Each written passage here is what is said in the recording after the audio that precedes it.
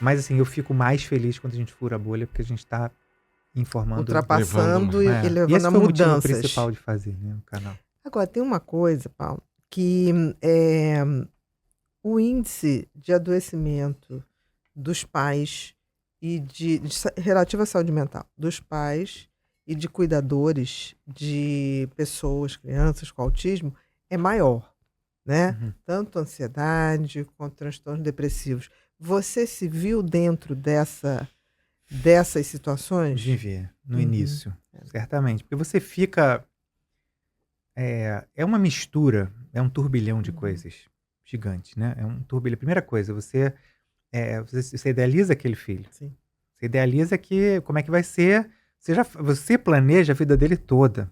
Ele nem nasceu, você já planejou se Não, ele você vai já está ser. indo ao Maracanã. Você já vai, exatamente, você vai Com a jogar videogame, camiseta cara, do com seu ele. filho, do time. Você idealiza tudo. Como é que você vai ter netos? Você já vai pensar no. Você idealiza tudo. E assim, aquilo não vai acontecer. Uhum. A primeira coisa. E primeiro grande realidade que te impacta, né? A primeira coisa. Segundo, é o medo por ele, do que ele vai sofrer na Entendi. sociedade. E assim, tudo assim, Terceiro, amigos, família, todo mundo já começa a se afastar. Que também não compreende. Que também você não consegue mais participar de coisas com ele. Uhum. Tipo, vai ter uma festinha de criança.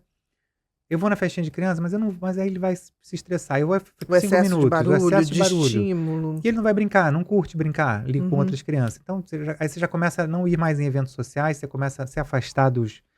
Então, é toda uma reestruturação que não era o que você planejou, Uhum. que não era o que você idealizou para a sua vida toda. Né? Sim. E até você entender que o que interessa é eles serem felizes e você ser feliz... demora muito tempo. Assim, cada um lida de uma forma. Com certeza. Né? Cada um tem uma forma. Às vezes você dura anos, às vezes você nunca... Tem pais que estão aí com um filho grande que até hoje estão sofrendo, chorando. Uhum. Né? Mas até você... mas eu acho que essa questão de adoecimento psicológico e tal, ele é muito mais presente na mulher, na mãe. Porque a maior parte das mães está sozinha, né? O pai... Isso que eu ia perguntar, né? Porque a mãe, me parece, dentro da realidade do autismo, me parece que a mãe é aquela que fica. Exatamente. A maioria das vezes. Não na esmagadora. Existe caso ao contrário, mas é raro. Eu conheço caso ao contrário. Mãe que saiu e deixou o pai ficou sozinho. Conheço Tá. não são poucos, mas do universo que eu conheço é extremamente raro. O mais comum são os pais irem embora. E não é assim, vou me separar e vou pegar eles no final de semana, não. É sumir no mundo. Do tipo assim, não dou conta. Eu acho essa frase horrorosa. Eu não dou conta. Eu vi mães contando tudo. Até assim, eu não tenho filho desse com jeito. Eu estou sendo... Entendi. Reproduzindo mais... Com mais educação do que ele falou. Entendi. Do que ela ouviu. Né? Que horror. E aí a mãe fica sozinha. Uhum. Acaba a família se afastando por aqueles problemas, né? De não tem como convidar, não quer se envolver. Amigos, então, aí muito menos.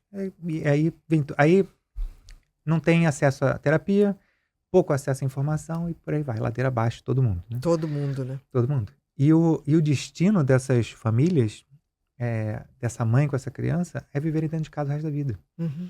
Eu sempre, às vezes que vou fazer uma palestra, uma fala para um grupo de mães ou de pessoas de fora da bolha, sempre fala assim, quando a gente fala, eu tenho um filho autista, qual foi a imagem que você formou na sua cabeça? Uma criança. Uhum. A pessoa nunca forma a imagem de um autista adulto, 30, 40 anos, idoso, nunca forma. Forma sempre na cabeça a idade a figura de uma criança. Que é o que você está ali, que ela conhece. Você tem que cuidar, o que conhece, porque não tem como pensar. Não conhece autista adulto que ela nunca viu. Onde é que eles estão dentro de casa? Exatamente. Ou autista nível 2, 3 estão presos dentro de casa com a mãe, ou autista nível 1 está por aí fingindo que é neurotípico. Exatamente. Tentando se adequar à sociedade que está aí. Você está falando uma coisa, eu vejo muita gente falar assim, isso é palhaçada, porque antigamente não tinha, agora todo mundo é autista, Tem gente que fala assim. Falei, tinha nesses manicômios, né, que eles ficavam trancados, que eles ficavam amarrados, escondidos, tinha a margem da né? sociedade. Tinha instituições que botavam ali, tirava da convivência social, que foi o que você falou, né? Então, assim, não é que não existisse, sempre existiu, né? Mas a forma com que era maquiado era diferente. Era bem diferente. E você está falando uma coisa tão interessante, Paulo, que é essa coisa do luto do filho que você tinha expectativa de nascer, né? Você planejou tudo. Exatamente.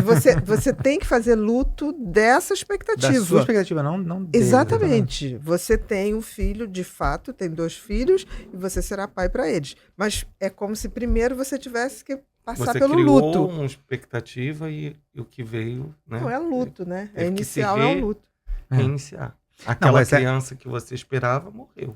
Mas ou não nasceu. Ou não nasceu. Não nasceu. Mas até você chegar no não nasceu, você tenta fazer aquela criança dentro do seu sonho. Você quer enquadrar, curar, vamos dizer assim, porque naquela época, 20 anos atrás, você não pensava, tem cura, vamos embora que uma terapia vai curar e ele vai voltar a ser...